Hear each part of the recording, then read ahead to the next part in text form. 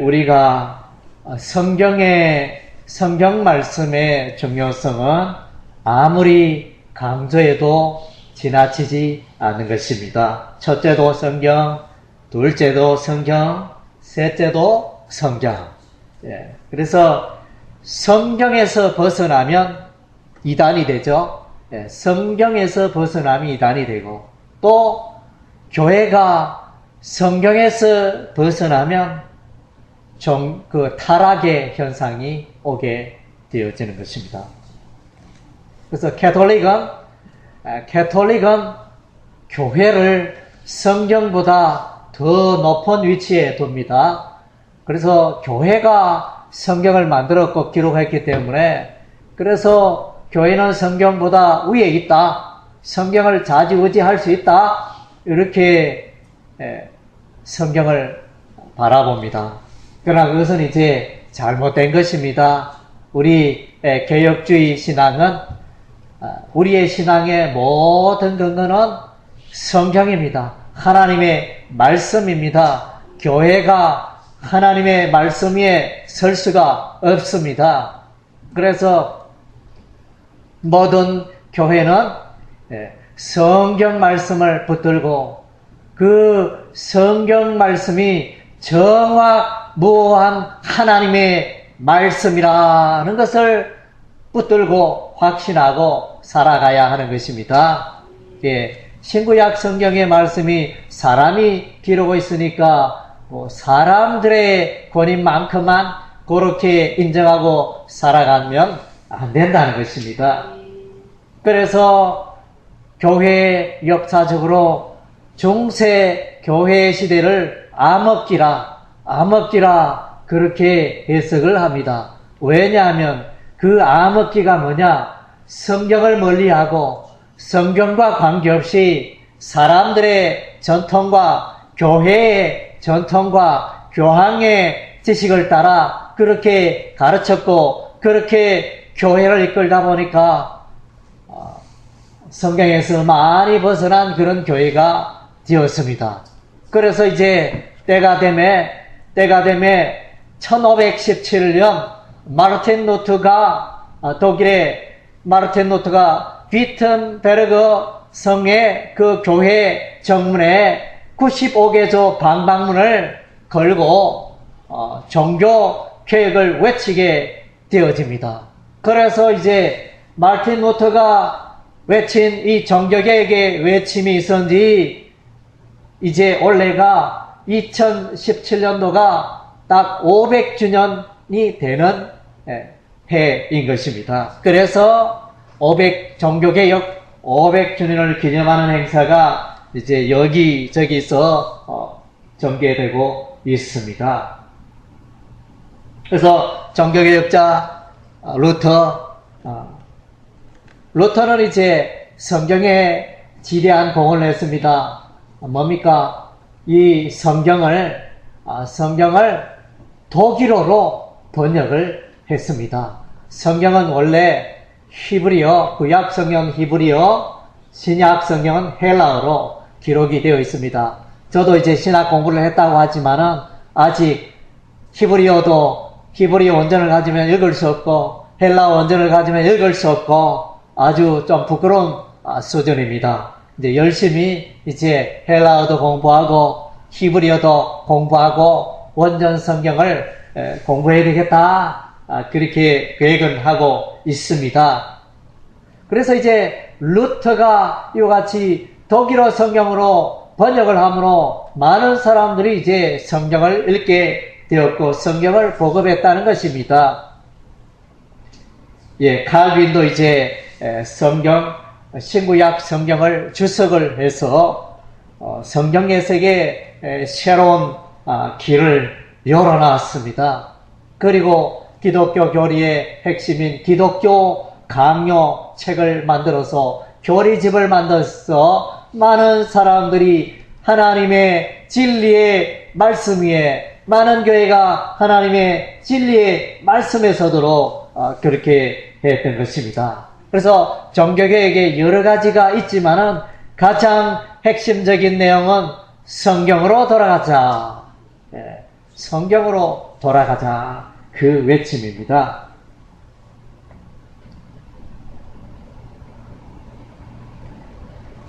그리고 이제 위클리프라는 사람은 라틴어 성경을 영어로 번역을 했습니다. 라틴어 성경으로 여권 사람들은 읽지도 못했는 그 성경을 번역하여 영어권 세계 교인들이 읽을 수 있도록 그렇게 성경을 또한 번역을 했습니다.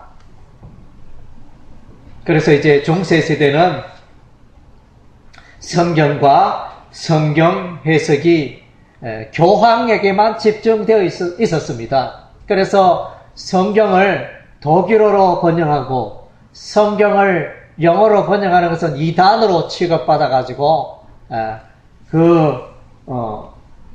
사람을 죽이고 화형시키고 하는 그런 이제 악한 일들이 일어났습니다. 그래서 중세 교회는 교황이 성경에 대해서 해석을 내리면 그것을 그대로 받고 순종해야 하는 것입니다. 그래서 교황의 해석은 틀린 게 없다. 교황 무엇을 이래가지고 교황이 성경에 대해서 이런 결론을 내리면 무조건 그것은 옳은 것이며 그 교황 아래 있는 모든 교회들은 그대로 따라 행해야 되는 그런 어처구니 없는 그런 일들이 있어 왔습니다.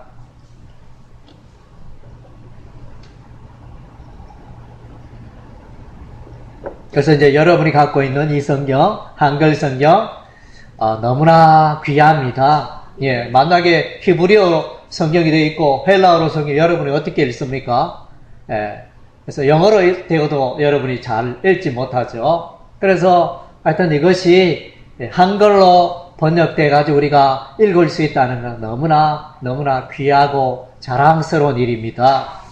그래서 여러분 아침에 눈만 뜨면 성경을 먼저 찾으세요. 그래서 성경을 읽고 성경을 한 장 읽고 그렇게 하루를 시작하세요. 어떤 분들은 술을 좋아하시는 분은 아침에 해장술이라 해가지고 아침에 술 한 잔 딱 하고 하루 일과가 시작되잖아요. 어떤 사람은 일어나자마자 담배 한 대 딱 피우고 하루를 시작하는데 예수 믿는 우리는 하루에 눈을 뜨면 이제 성경 한 장 딱 읽고 하루를 그렇게 시작했으면 좋겠습니다. 하나님의 말씀, 하나님께서 이 우주 만물을 창조하실 때 하나님께서 말씀하시면 그대로 되었습니다. 창세기 1장 7절 말씀에 보면 하나님이 궁창을 만드사 하늘 아래의 물과 궁창 위의 물로 나뉘게 하심에 그대로 되니라. 그대로 되니라.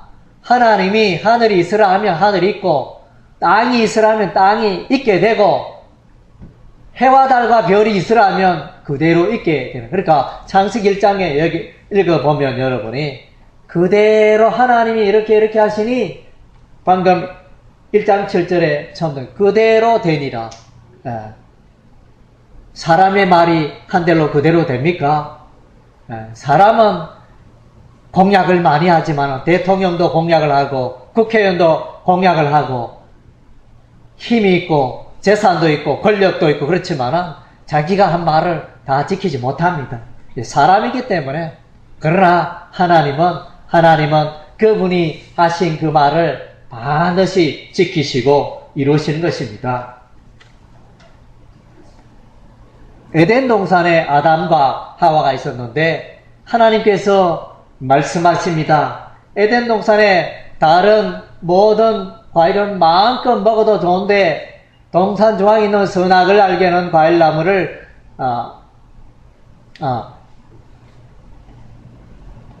과실을 따먹지 마라 이렇게 말씀하셨는데 이 하나님의 말씀을 아담과 하와가 불순종했습니다. 그랬더니 그 결과 사망이 찾아왔습니다. 하나님이 말씀했습니다. 선악을 알게 하는 나무의 과실을 먹으면 너희가 정령 죽으리라. 하나님이 말씀하셨는데, 그래서 아담 하와가 뭐 그렇게 될까? 사단 마귀가 와서, 아니다, 괜찮다. 그렇게 꿰어가지고 속였어.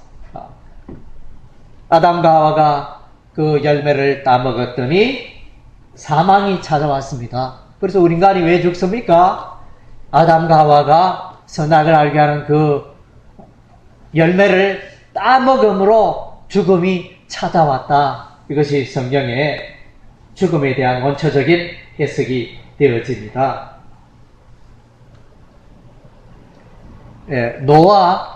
노아는 이제 하나님의 말씀에 잘 순종하는 사람으로 등장합니다. 창세기 6장 22절에 노아가 그와 같이 하되 하나님이 자기에게 명하신 대로 다 준행하였더라. 다 모든 것을 조금 일부분 이렇게 준행한 게 아니고 하나님이 자기에게 지시하신 대로 방주를 이렇게 만들라.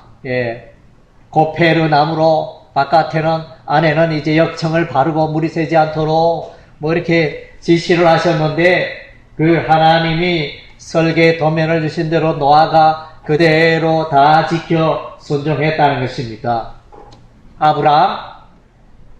아브라함이 왜 놀랍습니까? 왜 위대합니까? 왜 믿음의 사람입니까? 아브라함의 특별한 것은 하나님의 말씀을 붙들고 살아갔다는 것입니다.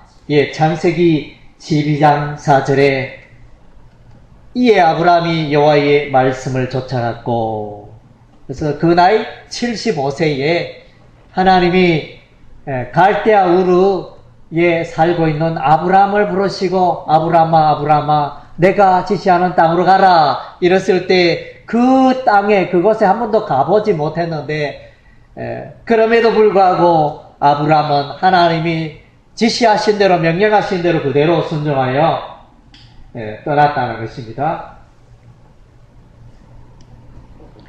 모세는 애굽의 바로왕에 나아가서 말하여 이스라엘 백성을 출애굽하여 적과 꿀이어는 가나안 땅으로 인도합니다.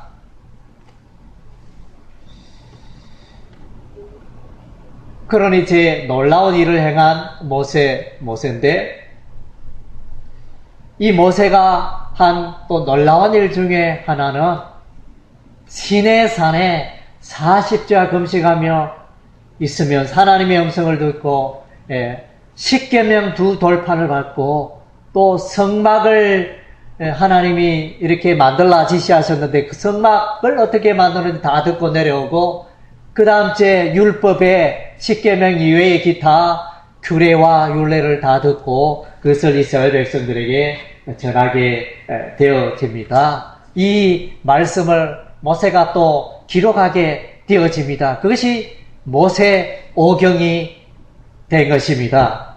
최초의 성경이죠. 모세 이전에는 하나님의 말씀이 있었지만 기록된 성경이 없었습니다. 이제 모세 시대에 와서 모세가 이제 하나님의 말씀을 기록했는데 그것이 창세기, 출애굽기, 레위기, 민수기, 신명기의 말씀을 모세가 기록함으로 이제 이것이 사람들에게 잘 가르쳐지고 전달되어진 것입니다.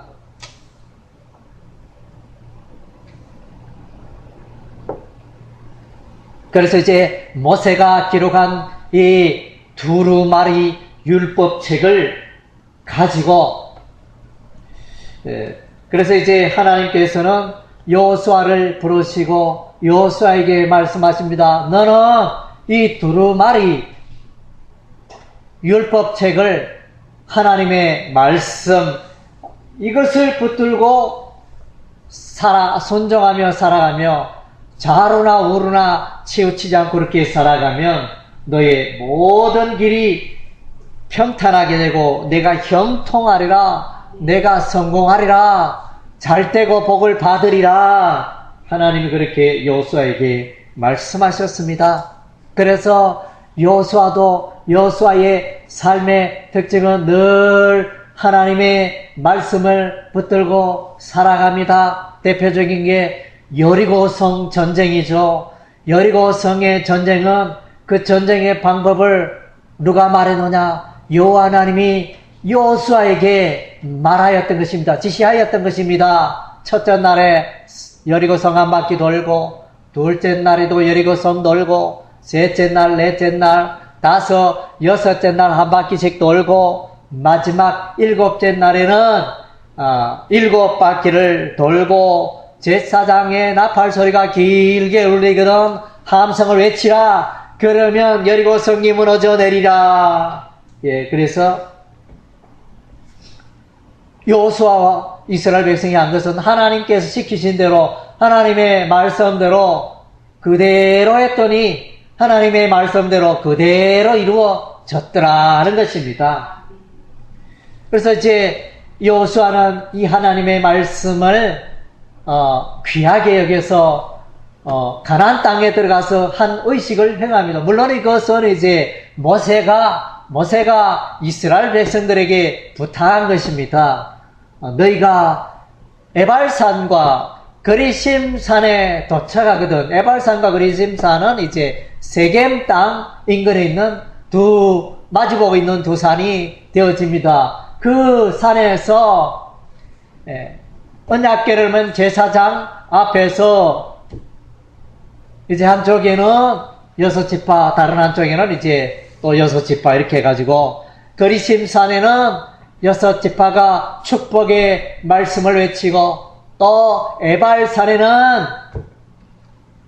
또 다른 6지파가 저주의 말씀을 외치고 낭송하게 되어집니다. 그리고 에발산에 제단을 쌓고 그 돌에 율법의 말씀을 기록하게 되어집니다. 이것은 무엇을 의미합니까? 아직 이제 여리고 전쟁은 계속되어야 합니다. 여리고성을 점령하고 아이성을 점령하고 나서 이제 바로 에발산 그리심산 기슭에 왔습니다. 아직 전투를 많이 해야 돼요. 이후로 남은 게 본격적인 전투가 아직 남아 있습니다. 가나안 정부 전쟁, 가나안 남부 전쟁, 가나안 북부 전쟁. 아직 할 일이 태산인데 그 모든 것을 제껴두고 이렇게 에발산과 그리스나 모세의 율법의 말씀을 낭독하고 듣고 그래서 이제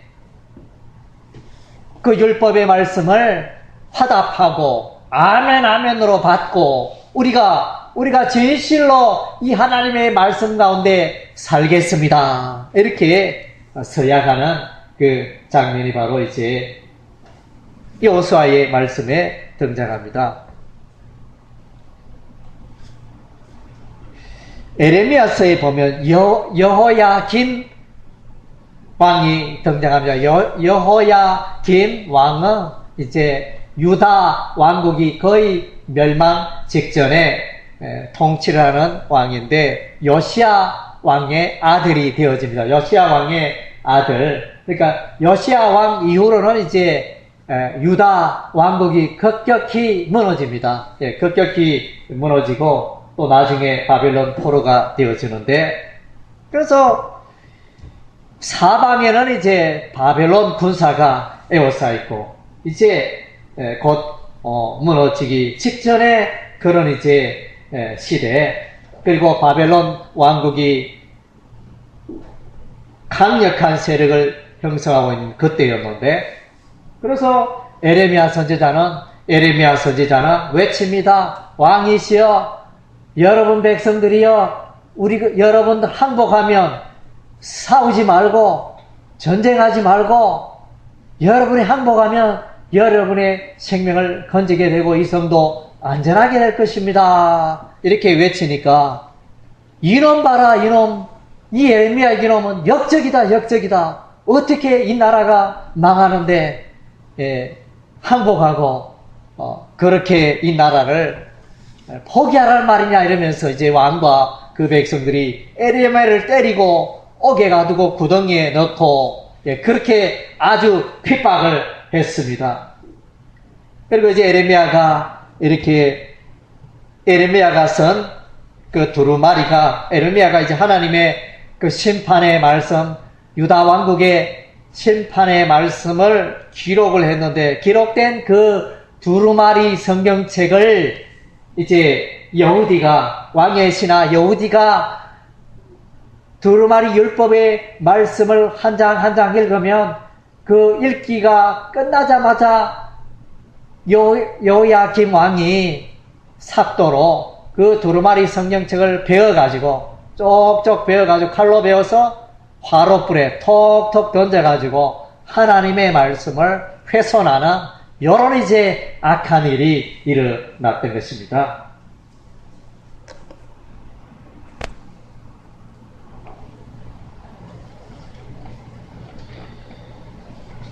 예, 그리고 이제 시편 말씀에 보면 우리가 잘 아는 시편 1편의 말씀, 예, 여호와의 율법의 말씀을 주야로 묵상하면, 예, 시냇가에 심겨진 나무 시절로차 열매 맺고 그 잎사귀가 마르지 않같이 그 형사가 다 형통하리라. 그래서 무엇 때문에?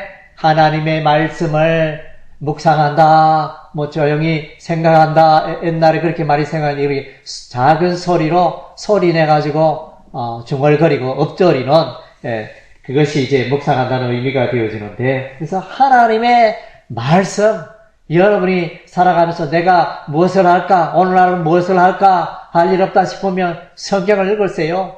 무료하고, 아이고 내가 뭘 하지 잘 계획이 없으면 성경을 읽으세요. 예, 그래서 성경을 읽기만 하면, 성경을 알아가기만 하면 하나님이 복을 다하여 주신다는 것입니다. 시편 119편 20절에 보니까 주의 규례를 항상 사모하로 내 마음이 상하나이다. 이 시편 기자는 늘 마음이 하나님의 말씀 어떻게 좀 더 읽고 좀 더 가까이 할 수 있을까? 이 하나님의 말씀을 더 오묘하고 신비한 하나님의 말씀을 더 가까이 할 수 있을까? 그런데 늘 고민이 되었습니다. 친구가 불러도, 전화가 와도, 약속이 있어도, 바쁘다. 네, 성경 좀 읽자. 너희 때문에 내가 시간 너무 뺏긴다. 성경 좀 읽어야 되겠다. 이런 마음. 예. 그래서 이제 여러분들도 살다 보면 시간이 많을 때가 있잖아요. 예, 그때, 그러한 때 성경을 읽으시기 바랍니다. 시편 119편 105절에는 성경 말씀에 대하여 주의 말씀은 내 발의 등이요 내 길의 빛이니이다. 하나님의 말씀이 내 인생의 어둠을 밝히는 빛이 되어지고 또 항구에 돌아오는 그 배가 안전하게 돌아올 수 있도록 밤에 비치는 그 등대와 같은 역할을 하는 것이 하나님의 말씀이라 그랬습니다. 네, 그래서 이제 하나님의 말씀 아무리 강조해도 지나치지 않습니다. 에스라가 이스라엘 백성들이 바벨론의 포로로 70년 동안 포로 생활하고 예루살렘으로 돌아왔습니다. 예, 그때 이제 학사 겸 제사장인 에스라가 이스라엘 백성들에게 하나님의 율법의 말씀을 가르칩니다. 그래서 원인이 뭡니까? 왜 이스라엘 백성들이 왜 70년 동안 나라했고 바벨론의 포로가 되었습니까? 여호와의 율법의 말씀대로 살지 않았기 때문에 하나님의 심판을 받아 우상 숭배의 죄악으로 말미암아 바벨론의 포로가 되고 노예가 되었던 것입니다. 이제 때가 되면 하나님이 돌아오게 하셨는데, 그래서 해야 할 일들 많지만은 이들이 가장 먼저 바벨론의 포로부터 돌아온 이스라엘 백성들이 한 일은 이제 성전을 건축하고 예루살렘 성벽을 건축하고 또 여호와의 율법의 말씀 앞에 서는 일이었습니다. 우리가 하나님의 율법의 말씀을 소리하고 하나님의 율법의 말씀을 우리가 소리하고 살아갔으므로 우리에게 이 같은 멸망과 넘치는 재앙이 임하였도다. 예, 그렇게 하면서 이제 이들이 하나님의 말씀 앞에 서게 되어집니다. 에스라서 7장 10절에 제사장 에스라가 여호와의 율법을 연구하여 준행하며 율례와 규례를 이스라엘 백성에게 가르치기로 결심하였었더라. 예, 우리가 이제 여러분들이 꼭 붙들어야 할 말씀입니다. 여호와의 율법, 신구약 성경의 말씀을 연구하고 준행하고 이렇게 알기만 성경 지식만 있어서는 안 돼요. 내가 알고 있는 이